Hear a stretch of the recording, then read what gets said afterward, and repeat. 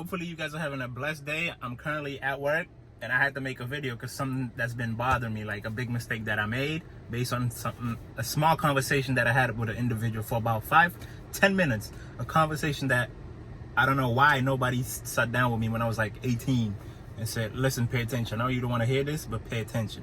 And the whole topic is how I could have been living rent-free. How anybody can pretty much be living rent-free. All right? So, to make long story short, is I was explaining to this individual how I bought this car right here, as you can see. When I saw the car, I liked the car. Yes, red interior. Red is my favorite color, and I'm obsessed with loud music, as you can see. And the speakers are great. It's made by Beats. So I decided to buy the car. So how I bought the car is I had 10 grand saved up.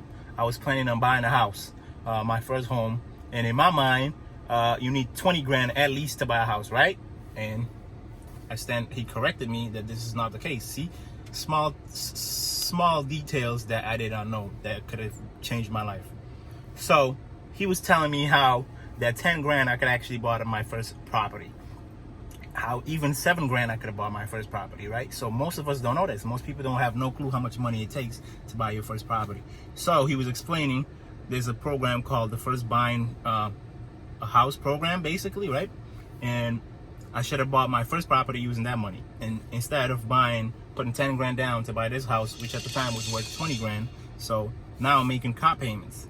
So that's a big mistake that you do not want to be making, car payments. I only have a year left, but he was telling me, do not get into car payments. What you should do is, I should take that 10 grand, put it towards a house, and buy myself a Beta. A Beta is a car just to get me to point A to point B, which is the definition of a car is to get you to point A to point B, right?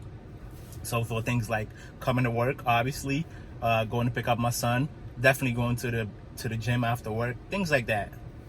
So the big mistake is instead of me taking that 10 grand and towards buying my first property, I went and put it towards buying a car and financing a car and having the payments. That's a big mistake. You do not want to be doing that. So right now, I could have been having my first property and living rent-free. And the thing is, he was teaching me how. So I'm going to tell you guys the same thing because obviously, imagine I live in a small one-bedroom apartment. I pay $600 a month, which is not bad, right? Especially here in New England, because here in New England, rent is ridiculous. But imagine if I was living in my property and not paying $600 a month every month for I've been in that apartment for like 5 years, right?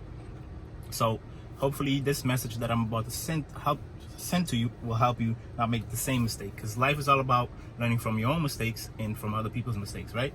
So this is how you can live rent-free. That 10 grand, I should have put it towards my first house. And he told me, do not buy a one family, because once you buy one family, your second house that you try to buy, you'll have to put 20% down. But if you buy a multiple property family, like three properties, and you put 3% down, and then your second house, you should buy another multiple property house and put 3% down. But once you buy a one family, you can't do that. Your next house has to be 20%. And he was explaining to me how you should always buy multiple property. So, give you an example. If I put 10 grand down, my mortgage will be about $1,300. Let's say, right? $1,300 for monthly for my mortgage on a house that's 3 family. 3 family means it has first floor, second floor, and third floor, right? What you do is you live on the first floor, and those 2 other people on top of you charge them rent every month.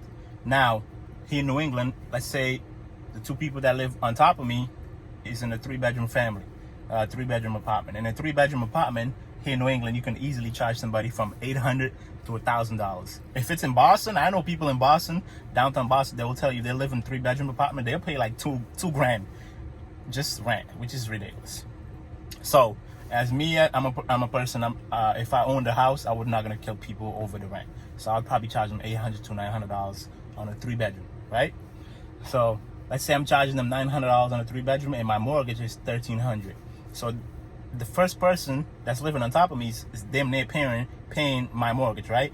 By the second one, by the third person, the person that lives on the third floor is gonna finish the mortgage, and then I'm gonna have money coming in left over. So basically, I'm living on first floor, rent free.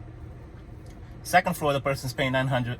third floor, the other family's paying $900. So my house now becomes an asset instead of a liability, right? So imagine if somebody had took their time and sat down with me for 5 minutes, 10 minutes to explain me this. Even though when I was younger, I probably would not want to hear this, but if you take it serious, listen here, young man, you want to listen to this. Because if I could go back, well, I bought this car 3 years ago. If I could go back 3 years ago, I definitely wouldn't have bought this car. Because it is much more better to be coming in to your house, living in your house, and having a shitty car, or at least a car that gets you to point A to point B, than to coming in an apartment with a nice car that you're making payments on. So the goal is to own properties. So especially as a black man, for me, I want to own one property, two property, as many property as I can. So, and he was explaining to me that's how he owns multiple properties, right? So by people paying rent, those people that pay rent end up paying off his property, and then he bought the next property, doing the same thing over and over and over. And the properties that he owns are all assets at this point because they're all paid off. And he's like, now at this point I can buy a one family house, right? Which makes sense. So that's pretty much what I wanted to get in touch with you guys. Hopefully nobody makes the same mistake that I made, which is putting 10 grand or more to finance a car and then have a car payment.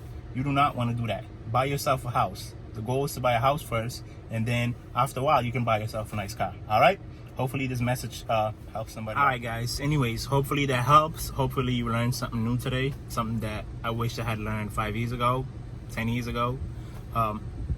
If this video was helpful, hit the like, comment below anything you guys want me to do. My goal is to do at least a video a week, so comment and let's grow together, right? Because life is all about us becoming a better version of ourselves, financially, mentally, physically, and that's my goal here in this channel. All right, if you like the video, comment, like, and subscribe. All right, see you guys. Peace.